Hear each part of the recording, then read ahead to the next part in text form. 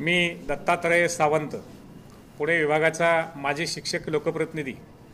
महाराष्ट्र राज्याच्या विधानमंडळाचं अधिवेशन सध्या नागपूर येथे सुरू आहे।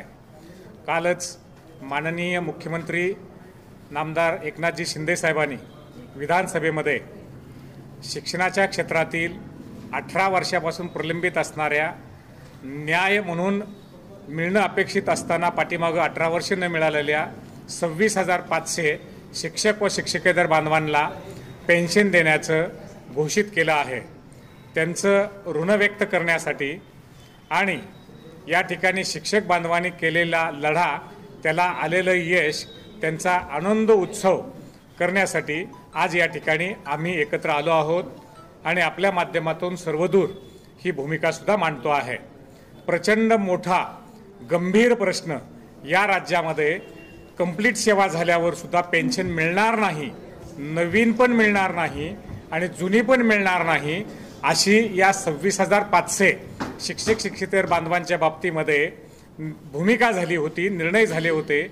त्याला प्रचंड मोठा विरोध या राज्यामध्ये त्या विभागातील लोकप्रतिनिधींनी आणि या राज्यातील संबंधित पीडित 26,500 सुमारे बांधवांनी लढा म्हणून दिला होता।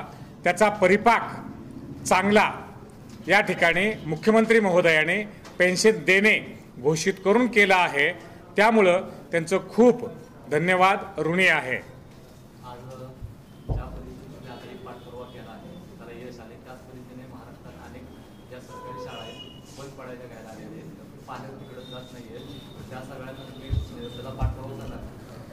हा म्हणजे शिक्षणाच्या क्षेत्रातला मूळ गाभा आहे।